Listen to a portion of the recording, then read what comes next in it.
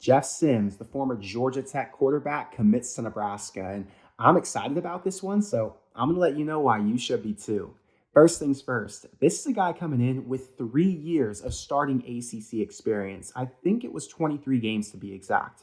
Now, in that time, over 1,000 yards rushing, 4,400 yards passing, 30 passing touchdowns, and I think his completion percentage was in the 55 to 60 range. Now, there have been a lot of questions, and they're justified. People want to know what happened at Georgia Tech. Why were there so many turnovers? What went wrong? They want to know what the Nebraska QB room is going to look like, what this means for Logan and Chuba, and more importantly, what it means for Casey Thompson. And then I think people want to know how Jeff Sims fits in at Nebraska. So I want to start off with why he left Georgia Tech and what happened in his time there. Now, here's my understanding. Jeff Collins came into Georgia Tech. He was only there for a year before he got Jeff Sims to be his main guy.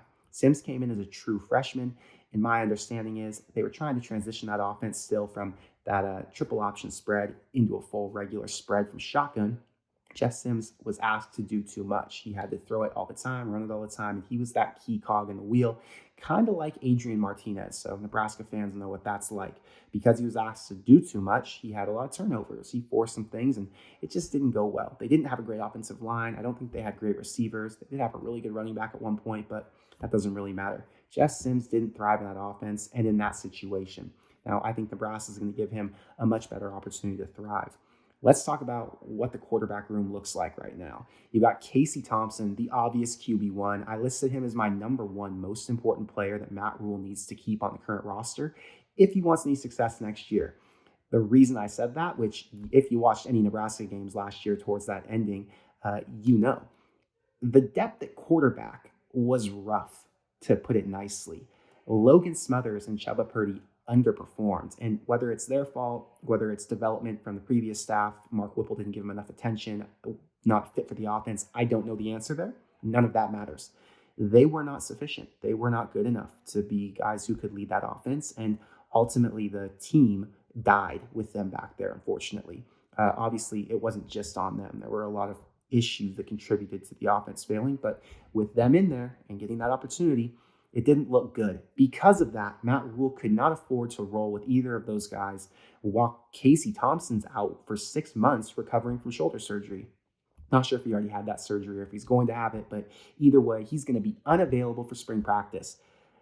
Do you want to take a shot with Chuba or Logan, who did not do what we had hoped they would do? I mean, that's all we can say, right? I'm not trying to bash either of these guys or blame them, but that's where we are as a program. That's where Nebraska is in that quarterback room. You've got to get some proof in there. Jeff Sims wasn't amazing at Georgia Tech, but he was good. And like I said before, he had some things working against him the same way Logan and Chuba did, the same way Casey Thompson did. But he still managed to put together some pretty good performances. If you go back and watch his tape, his highlights, there are some good things out there. Anyway, I think Matt Rhule understands that when he goes and gets Jeff Sims, he's not bringing in Jeff Sims to be Casey's backup. He's bringing in Jeff Sims to compete for QB1. I know Matt Rhule understands that. Matt Rhule wants a QB competition because QB competition, any position competition, breeds greatness. It makes one guy get better. So it also could potentially force one guy out. So I'm not sure what's going to happen with Casey Thompson. Does he want the competition? I'm assuming he does. This guy's highly competitive. He's a winner. He's proven it already that he's a QB1 at 2 different schools. So he's going to want this if he does end up staying at Nebraska and that shoulder surgery does go well. I don't know, and I can't predict who would win that battle. All I can say is the best man should win, and I hope he does because I want to see Nebraska in the best position to win games next year. And that means I want to see the best quarterback out there. I have no loyalty to anyone other than the guy who can win the game. I want to see them both thrive, and whichever one that is, let's go. I'm excited for you. Anyway, here's how he fits into Nebraska's offense. Jeff Sims did not thrive in that spread where he had to do everything. At Nebraska, I think they're RPO-based still. We don't know very much yet. The offense is still yet to be determined. I think there's going to be a blend of what he's done in the past, Matt Rhule specifically, a little bit of what Satterfield wants to do, and trying to work it in against the Big Ten competition. And they're going to have to figure out what their talent will dictate. Like, they want to build an offense around who they have there currently because, like I said, Nebraska's not trying to win 3 games this opening year. They want to at least go bowling. So he's going to try to build an offense around their talent right now. Jeff Sims coming in means that they have a legitimate RPO threat. This is a guy who can tuck it and run around the corner, kind of like what we saw with Mike Vick when he would run from under center. And I think there's a lot of opportunity for him to throw it as well. You can get short game going, no problem. And this guy's got a cannon. He can throw it 50 yards down the field. I don't know what they're going to do about his accuracy. Obviously, he had a lower throwing percentage at Georgia Tech, but was that because of drops? Was that because of pressure in his face because the O-line wasn't very good? Was that because of the play calls and that he just didn't fit? I don't know all of the answers. I do know that I feel good about a quarterback coming in with a lot more experience than anybody else in the back end of this depth chart. QB 2, 3, 4, and 5 are all projects. That's not being mean. That's just what it is.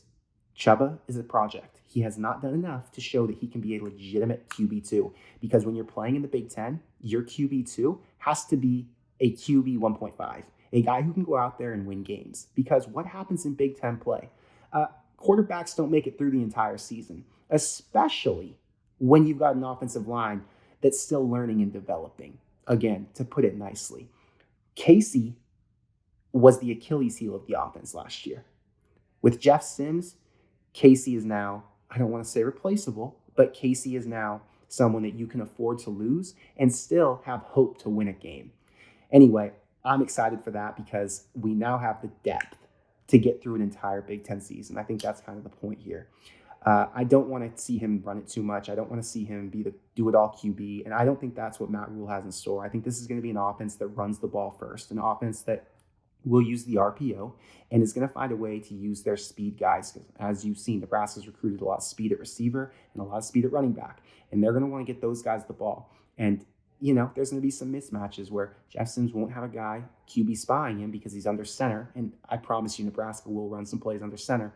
And that's going to confuse the defense a little bit. You won't have a linebacker spy on him, and he's going to be able to get to the corner a couple times for some big games. So I think there's a lot of opportunity here for him. I think it's awesome that Nebraska is still in play for Malik Hornsby and likely lands Malik Hornsby from Arkansas. People have thought maybe this means they're not taking him. No, that is a project QB. The same way Chuba was Whipple's project QB last year, Hornsby is Rhule's project QB. Hornsby has had some issues with his accuracy, but Jeff Sims is far and away more proven.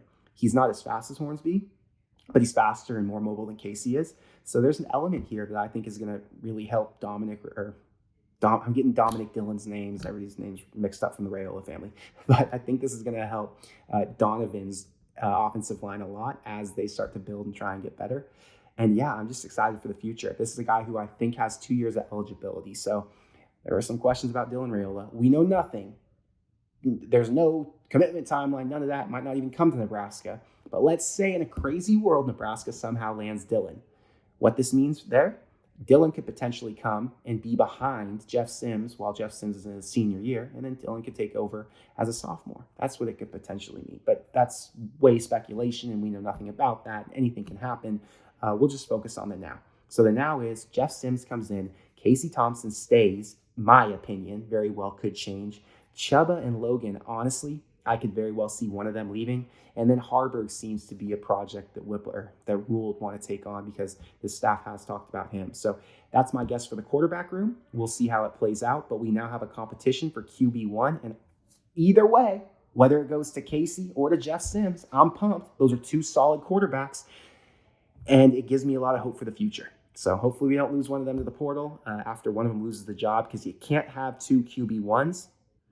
But yeah, man, I'm excited. So let me know in the comments below. What do you think? Because I've seen a lot of comments. Some people are excited about it. Some people are questioning it. And some people just don't understand it at all. So I hope you learned something from this video. But until next time, thank you for being here. And I'll see you in the next one. Go Big Red.